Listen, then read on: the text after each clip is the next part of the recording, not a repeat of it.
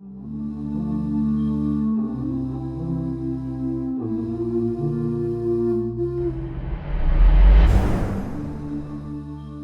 need to conclude with something that is very interesting and also alarming, I should say, to see. And that is that what is happening is that we are seeing the rise of a radical reinterpretation of our faith in light of our modern and postmodern values. And we see this in gender and sexuality and other things, and we're also now seeing this, believe it or not, for udhiyah. What do I mean? So we see a new trend of a group that considers it to be unethical to eat animals. We see a new movement of veganism or vegetarianism, and this movement believes that it is immoral. It is in their sharia, I'm being a little bit facetious here, in their version of sharia, it is haram to sacrifice an animal. They think that it is disgusting and barbaric to sacrifice an animal. And so they have influenced some Muslims, and these Muslims are asking us to rethink through the concept of udhiyah overall. And it is something that one half of me wishes to laugh at the ludicrousness, and the other half wishes to cry at the stupidity, to be honest, that I have seen. And Allah, if I had not seen this, I tell you honestly, if I had not seen it with my own eyes, I would not believe that there are people doing this.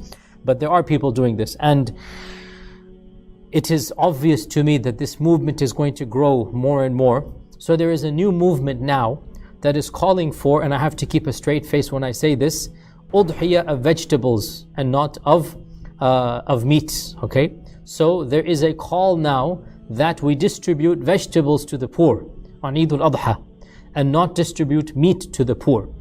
And the reason being that this group of Muslims is claiming that this is the intended reality of Islam, that we should not be sacrificing an animal because it is barbaric and cruel, and because the way that it is done is unethical and immoral. And so they are calling for a complete reinterpretation, that on the day of Eid, take a stand and distribute, mashallah, carrots and broccoli, mashallah, okay, rather than udhiyah meat.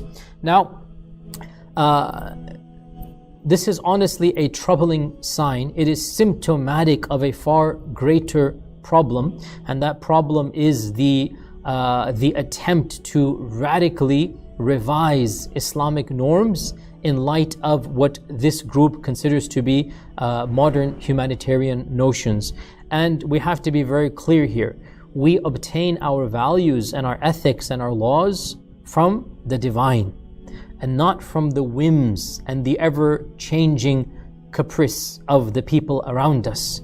We do not obtain right and wrong and good and bad and moral and immoral from whatever is the current flavor of the month, because the societies we live in keep on updating and changing their own values and norms.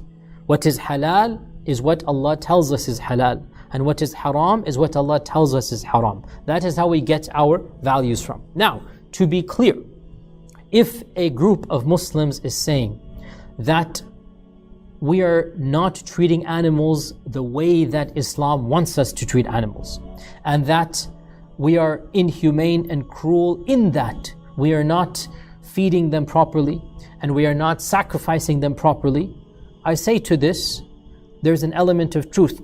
There's an element of truth to what this group is saying.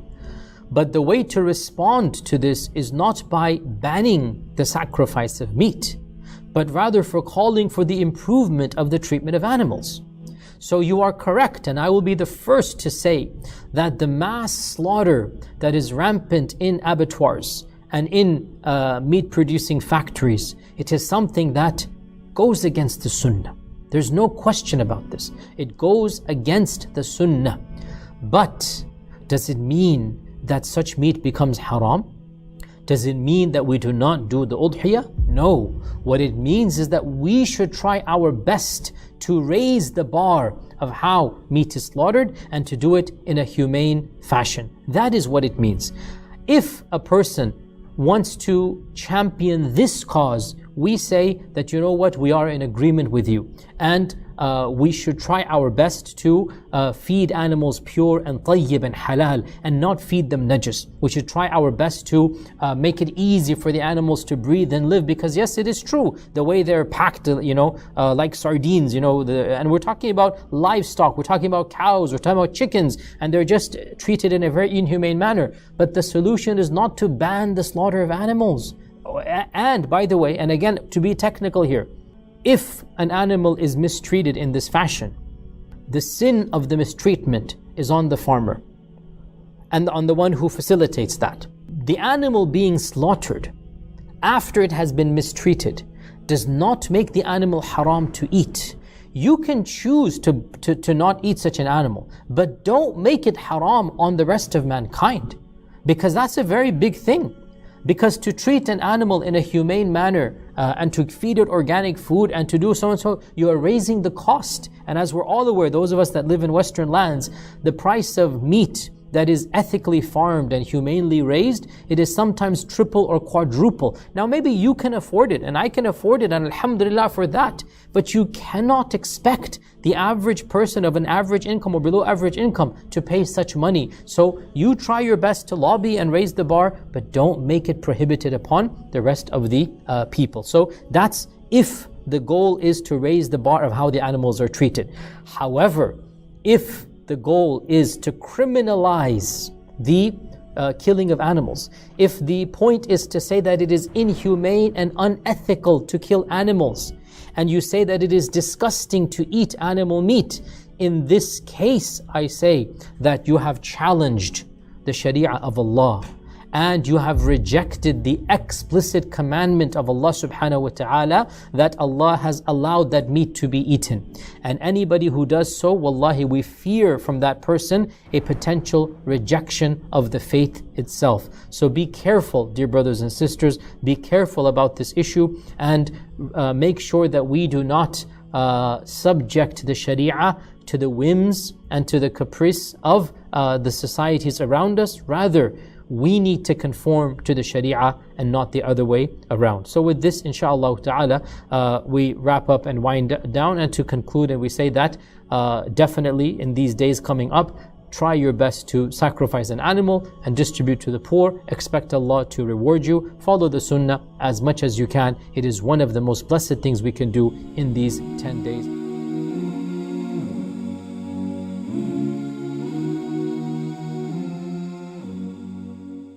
Alhamdulillah, we are happy to announce the launch of the One Islam TV app. Watch hundreds of high-quality produced Islamic reminders, Quran learning videos, stories of the prophets, and so much more. 2 new videos uploaded daily, inshallah. Watch videos on demand, or download videos and watch offline. No more annoying ads or pop-ups. 100% safe browsing for your peace of mind. Watch or listen to lectures and lessons while you work, rest, or drive with your device switched off.